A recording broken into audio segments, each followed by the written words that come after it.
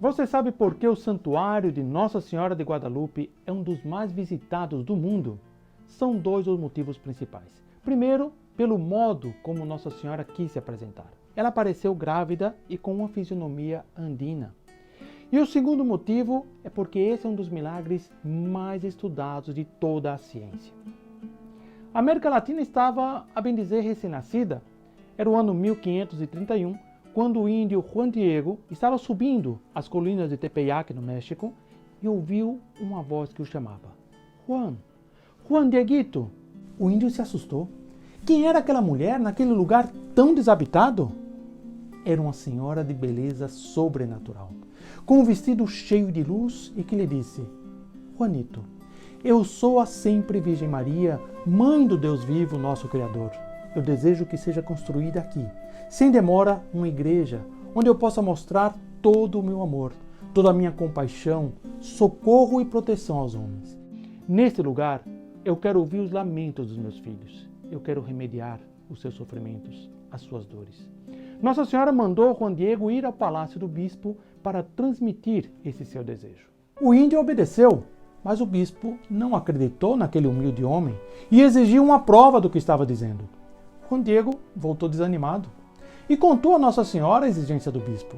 Ela lhe disse: Filho, sobe naquela colina e colhe as flores que encontrares. Era inverno e naquele terreno árido não nasciam flores. Mas Juan Diego encontrou belíssimas rosas que juntou em sua tilma. Tilma era um poncho rústico que ele usava e levou as rosas para Nossa Senhora. E ela disse: agora leve para o bispo. Apresente como prova de minha aparição. Cheio de fé, abriu o seu poncho e dele caíram as belíssimas flores que causaram surpresa e admiração em todos. Mas a surpresa maior foi para o próprio índio, porque no seu manto estava estampada a gloriosa imagem de Nossa Senhora. O bispo se ajoelhou emocionado. A graça penetrou no fundo do seu coração. Arrependido, cheio de fé, o bispo jurou atender o pedido de Nossa Senhora. E sabe que o primeiro resultado foi a conversão em grande escala dos indígenas que antes tinham rituais satânicos, sangrentos, sacrificavam milhares de jovens, praticavam antropofagia, poligamia, incesto. A imagem milagrosa foi exposta à veneração dos fiéis na capela do Palácio Episcopal. E depois foi levada à principal igreja da cidade, onde permaneceu até que fosse construída a igreja no Monte Tepeyac, exatamente no lugar indicado por Nossa Senhora. Nas Sagradas Escrituras, o nome significa uma missão. Assim, Simão é chamado Pedro, porque vai ser a pedra da igreja. Também o nome de Nossa Senhora de Guadalupe indica uma missão. É uma palavra de origem árabe, significa o curso de um rio, porque a Virgem Maria transporta a água da graça divina. Como dizia São Bernardo, ela é o aqueduto, ela é o canal misterioso através do qual passam as misericórdias de Deus. O Papa São Pio X proclamou Nossa Senhora de Guadalupe padroeira da América Latina em 1910.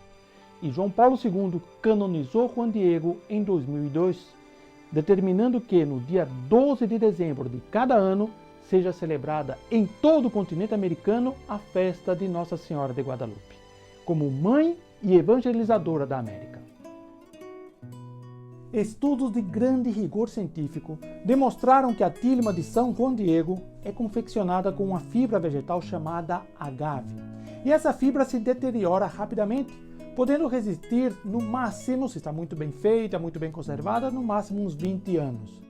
Mas a imagem de Nossa Senhora de Guadalupe está estampada no ayate de Juan Diego há mais de 500 anos e passou mais de 100 anos exposta numa igreja sem nenhuma proteção, participando de procissões, sendo tocado, beijado pelo povo.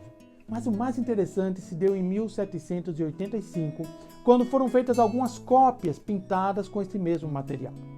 Apesar de estar bem protegidas e guardadas com vírus de proteção, 6 anos e meio depois, todas estavam totalmente destruídas.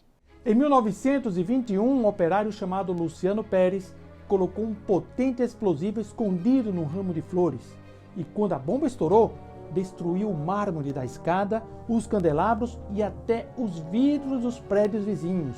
Mas a imagem de Nossa Senhora não sofreu nenhum dano. O Prêmio Nobel de Química Richard Kuhn analisou detidamente algumas fibras do manto de Juan Diego e concluiu que não existem corantes vegetais, animais, minerais e muito menos sintéticos. A própria NASA estudou o manto em 1979, declarando que não existia nenhuma preparação na tela do Ayate, tornando incompreensível para a ciência a presença daquela imagem estampada, portanto, milagrosamente. A imagem não apresenta nenhum esboço ou desenho de fundo, nenhuma modificação, nem sequer marcas de pincéis ou presença de nenhum tipo de tinta ou de corantes. Mas a descoberta mais impressionante foi feita pelos oftalmologistas que encontraram nos olhos da Virgem de Guadalupe, com toda a nitidez, o reflexo das pessoas que estavam presentes no momento da abertura do Ayate diante do bispo. Eles aplicaram os aparelhos ópticos aos olhos da imagem de Nossa Senhora e eles pareciam ganhar brilho e profundidade como se fossem de uma pessoa viva. Mas isso não é tudo. O detalhado estudo feito pelo maior oftalmologista da América Central, Dr. Torija Lavognet, demonstrou que os reflexos presentes nos olhos de Nossa Senhora de Guadalupe seguem com rigor todas as leis da física óptica e a curvatura natural do olho humano, sendo impossível obter-se esse reflexo numa superfície plana e opaca, como é o poncho de Juan Diego. O reflexo se destaca sobre toda a íris como se fosse em um olho vivo, causando um efeito estereoscópico que só existe no olho humano. Os olhos da imagem são tão vivos que um grande oftalmologista chamado Dr. Graue, ao examiná-lo com o oftalmoscópio, disse em voz alta: "Agora, por favor, olhe um pouco para cima." Aí se deu conta de que os olhos eram tão vivos que ele se sentiu como se estivesse analisando uma pessoa viva. Com as técnicas da computação, o doutor em engenharia de sistemas Asti Tosman conseguiu recompor toda a cena relatada historicamente, distinguindo 256 tonalidades de cinza, enquanto que o olho humano só distingue 32. Ele pôde identificar até um frade, que tem uma grossa lágrima correndo dos olhos até a linha dos lábios. Do outro lado veio um sacerdote espanhol com a mão no queixo e o dedo polegar penetrado na barba. Aí aparece o próprio bispo do México, Frei Juan de Zumarra, e inclusive Juan Diego abrindo o seu Ayate. Até uma escrava negra chamada Maria, que trabalhava para o bispo, aparece por trás olhando. E tem documentos que mostram quando o bispo concedeu alforria para esta senhora.